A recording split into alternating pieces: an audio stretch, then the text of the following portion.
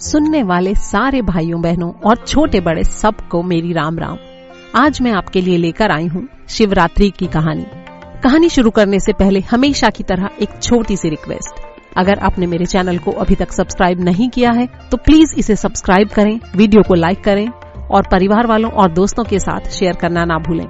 घंटी वाला बटन जरूर दबाएं ताकि आने वाले सारे नए वीडियोस की नोटिफिकेशन आपको समय से मिल जाए।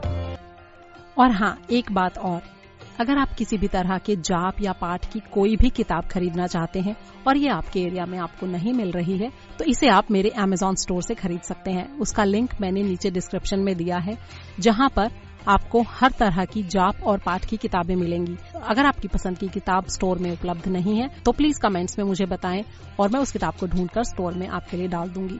इसके अलावा होली, गणगौर और नवरात्रि की पूजा के लिए किसी भी तरह का अगर कोई सामान आप खरीदना चाहते हैं तो उसका भी लिंक मैंने अलग से डिस्क्रिप्शन में दिया है। अगर आप रोज की पूजा का कोई सामान खरीदना चाहते हैं तो उसका अलग लिंक डिस्क्रिप्शन में दिया हुआ है। और अगर आपके घर में शादी, विवाह या दूसरा कोई फंक्शन या पूजा या समारोह है तो उसके लिए भी मैंने एक अलग से एक स्टोर बनाया है। Amazon पर हजारों जो चीजें अवेलेबल हैं उनमें से मैंने छांट कर बहुत ही रीजनेबल और अच्छी क्वालिटी और उचित दाम वाली चीजें चुनकर मैंने आपके लिए ये लिंक तैयार किया है। तो अगर आपको इनमें से रोज की पूजा, किसी खास त्योहार की पूजा, शादी विवाह या किसी अन्य तरह के सामान की जरूरत हो तो आप उनके अलग अलग लिंक्स पर जाकर वहां से ये सामान खरीद सकते हैं। तो आइए कहानी शुरू करते हैं। महाशिवरात्रि व्रत की कथा।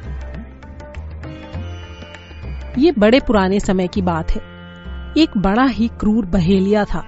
बहेलिया यानी जो जंगल में पशु पक्षियों को मारकर उससे अपनी रोजी रोटी चलाता है। वो अपने परिवार का पालन पोषण करने के लिए हर रोज न जाने कितने बेकसूर जानवरों को मारता था। एक बार की बात है, वो शिकार की तलाश में जंगल में घूम रहा था। कई घंटे बीत गए, उसे एक भी शिकार नहीं मिला। आधे से ज्यादा दिन बीत गया। अब उसे भूख भी लगने लगी। भूख प्यास से बेचैन होकर इधर उधर घूमता हुआ वो एक तालाब के किनारे पहुंचा। तालाब के किनारे एक बेल का पेड़ था। उसके नीचे एक शिवलिंग बना हुआ था। उसने तालाब से पानी पिया और आसपास फिर से शिकार ढूंढने लगा, लेकिन अभी भी उसे कोई शिकार नहीं मिला। ऐसे ही कुछ और समय बीता और रात होने लगी। तब बहेलिये ने सोचा कि शिकार तो मिला नहीं, घर जाने से कोई फायदा नहीं। मैं इस पेड़ पर चढ़कर थोड़ी देर सो लेता हूँ और कुछ देर बाद जागकर फिर से शिकार ढूंढने की कोशिश करूंगा। ऐसा सोचकर वो उस पेड़ पर चढ़ गया। एक डाली से दूसरी डाली को पकड़ते हुए ऊपर चढ़ने से पेड़ से बेल पत्ते टूट टूट कर शिवलिंग पर गिरने लगे। बहेलिया पूरे दिन का भूखा तो था ही और अब इस तरह अनजाने में शिवलिंग पर बेलपत्र और चढ़ा देने से एक तरह से उसका शिवरात्रि का व्रत पूरा हो गया। जब कुछ रात बीत गई तो एक हिरनी धीरे धीरे चलती हुई वहां आई।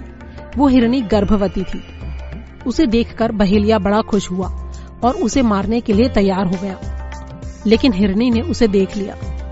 वो बहुत घबरा गई और बड़ी ही दीन आवाज में उससे बोली, देखो शिकारी, मैं गर्भवती हूँ और मेरा प्रसव होने ही वाला है, इसलिए कृपा करके इस समय मुझे मत मारो। अगर तुम मुझे अभी मारोगे तो मेरा बच्चा भी मेरे साथ ही मर जाएगा।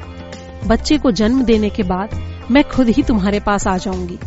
तुम मुझ पर इतनी दया करो कि मुझे बच्चे को जन्म दे लेने दो। उस पर तरस खाकर बहेलिये ने उसकी बात को मान लिया। थोड़ी रात और बीती और एक दूसरी हिरनी वहां आई। बहेलिये ने उसे देखते ही उस पर निशाना साधा। उस हिरनी ने भी बहेलिये से प्रार्थना की कि मैं अभी अभी ऋतुक्रिया से निवृत्त हुई हूँ और अपने पति से मिलन करना चाहती हूँ, इसलिए कृपा करके अभी मुझे मत मारो। पति से मिलन के बाद मैं खुद तुम्हारे पास आ जाऊंगी। बहेलिये ने उसकी भी बात को मान लिया। रात के तीसरे पहर में एक तीसरी हिरनी पानी पीने के लिए तालाब पर आई। उसके साथ 4 छोटे छोटे बच्चे भी थे। बहेलिये ने उसको देखकर फिर से अपना धनुष बाण उठाया। तब वो हिरनी बड़े ही डरे हुए स्वर में बोली, हे बहेलिये, तुम मुझे मार लो, लेकिन मेरे इन छोटे छोटे नादान बच्चों को मत मारना। अगर तुम मुझे अभी मार देते हो, ये इतने छोटे हैं कि ये घर वापस भी नहीं पहुंच पाएंगे। तुम मुझे इतनी मोहलत दे दो कि मैं इन्हें इनके पिता की शरण में दे आऊं, उसके बाद तुम मुझे मार डालना। न जाने क्यों बहेलिये ने उसकी भी बात मान ली और उसे भी छोड़ दिया। सुबह के समय एक बलवान हिरण वहां आया। बहेलिये ने फिर से धनुष पर बाण चढ़ाया। तब हिरण बोला, अगर मुझसे पहले आने वाली 3 हिरणियों को तुमने मार दिया है तो मुझे भी मार दो। अगर तुमने उन्हें छोड़ दिया है तो मुझे उनसे मिलने के बाद ही मारना। मैं ही उन तीनों का पति और उन छोटे छोटे बच्चों का पिता हूँ। हिरण की ये करुणा भरी प्रार्थना सुनकर बहेलिये ने उसे पूरी रात की बात कह सुनाई और उसे भी छोड़ दिया। दिन भर उपवास करने, पूरी रात जागरण करने और अनजाने में शिवलिंग पर बेलपत्र चढ़ाने के कारण बहेलिये का मन निर्मल हो गया। उसके मन की क्रूर भावनाएं कोमलता में बदल गईं और उसने निश्चय कर लिया कि यदि ये हिरण परिवार लौटकर आ भी जाता है तो वो उनमें से किसी को भी नहीं मारेगा। शंकर भगवान के प्रभाव से उसका हृदय इतना पवित्र और सरल हो गया कि वो पूरी तरह अहिंसावादी बन गया। कुछ ही देर बाद एक एक करके वो हिरण और तीनों हिरनियां वापस लौट आए और बोले, अब हम अपने अपने कार्य पूरे करके आ गए हैं, अब तुम हमें मार सकते हो। उनकी ईमानदारी और सच्चाई से बहेलिया बहुत ही प्रभावित हुआ। उसकी आंखों से आंसू बहने लगे और वो इतने वर्षों से अपने किए गए कर्मों पर पश्चाताप करने लगा। उसने अपने हाथ का धनुष बाण वहीं छोड़ दिया और प्रतिज्ञा की कि वो उस दिन के बाद से कभी किसी निर्दोष जानवर का वध नहीं करेगा।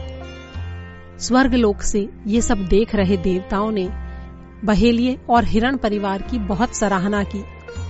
भगवान शंकर ने 2 विमान भेजकर बहेलिये और हिरण के पूरे परिवार को शिवलोक का अधिकारी बना दिया। बोल शंकर भगवान की जय।